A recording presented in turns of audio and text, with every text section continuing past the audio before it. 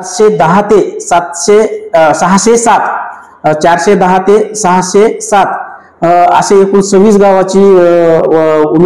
गावाची उमेदवार मुलाखती करता यायचं आहे।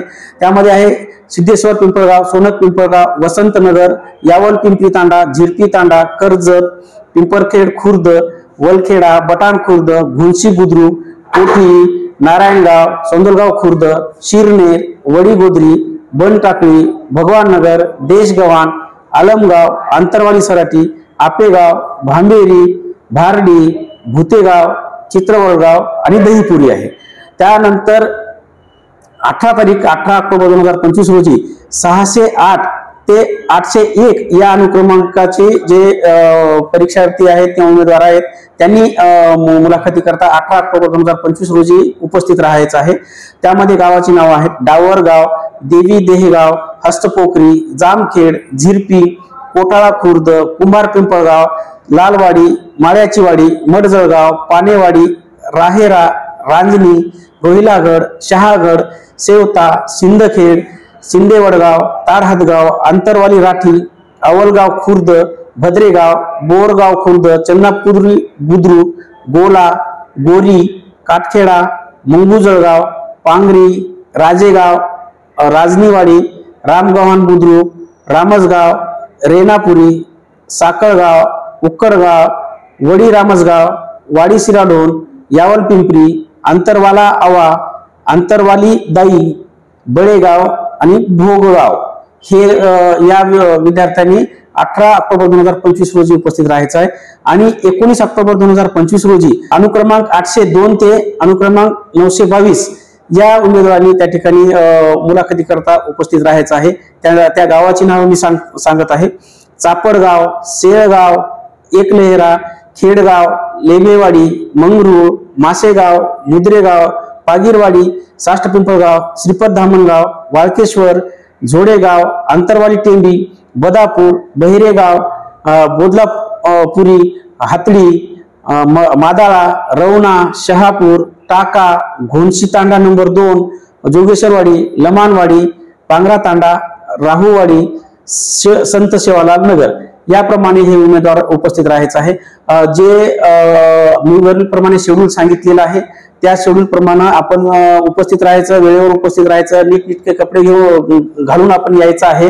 त्याचबरोबर येत असताना अधिकृत वेबसाईट जी आहे त्याच्यावर सुद्धा आम्ही कोणती कागदपत्रे सोबत आणणे गरजेचं आहे त्याविषयी सुद्धा आम्ही सांगितलेलं आहे। त्याचबरोबर त्यांची जी काही आपण जे काही कागदपत्र सादर करणार आहोत त्यांची मूळ प्रती आपण सोबत आणणं कंपल्सरी आहे।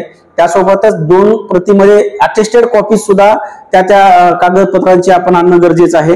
जोपर्यंत अधिकृत वेबसाईटवर आम्ही सांगितलेलं आहे त्याच्यातले जे काही कंपल्सरी डॉक्युमेंट्स आहेत ते सोबत आणल्याशिवाय त्यांची जर पूर्तता होत नसेल तर त्यांना मुलाखती करता पात्र करण्यात येणार नाहीत याची सुद्धा आपण सर्वांनी नोंद घ्यायची आहे। आणि कृपया करून कोणत्याही उमेदवारांनी किंवा कोणत्याही व्यक्तीने विनाकारण कोणत्याही अफवांवर विश्वास ठेवू नये। त्याचबरोबर कोणी जर एजंटगिरी करण्याचा प्रयत्न करत असेल तर कृपया करून आपण कोणत्याही परिस्थितीत अशा लोकांपासून आपण सावध राहावं।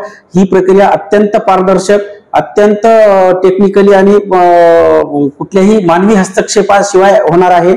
त्यामुळं याची जी काही निवड होणार आहे ती एकदम तांत्रिक आणि निष्पक्षपातीपणे आणि प्रामाणिकपणे होणार आहे। त्यामुळे कुठल्याही प्रकारे कोणत्याही चुकीच्या व्यक्तीच्या सहवासात न येता आपण परीक्षेकरता आपली स्वतःची जी काही आवश्यक कागदपत्रे आहेत ते सादर करावीत आणि त्यानुसार आपण मुलाखत द्यावी।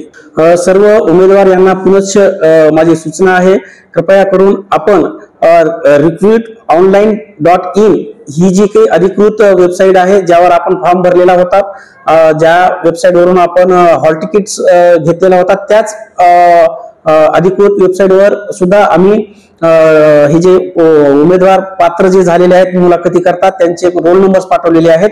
त्याच उमेदवारांनी आपण या ठिकाणी यायचं आहे। सर्वात महत्त्वाचं म्हणजे सदरील जी काही प्रक्रिया आहे अत्यंत पारदर्शक पद्धतीने आम्ही राबवत आहोत। माननीय जिल्हाधिकारी मॅडम यांचा एक करडी नजर याच्यावरती आहे। त्यामुळे कृपया करून आपण कुठल्याही प्रकारे कोणाच्याही भूलथापाला बळी पडू नये किंवा कुठल्याही राजकीय हस्तक्षेप करण्याकरता आपण प्रयत्न करू नये किंवा आपण कोणत्याच्याही भूलथापांना बळी न पडता आपण प्रामाणिकपणे येऊन आपली जी काही ही आहे मुलाखत आहे ही द्यावी आणि आपली फसवणूक होईल अशा पद्धतीने सुद्धा आपण वागू नये. कृपया करून जी काही अधिकृत आम्ही सूचना देणार आहोत त्या सूचनेवरच आपण विश्वास ठेवावा. इतर कुठल्याही भूलथापांना आपण प्रतिसाद देऊ नये. धन्यवाद.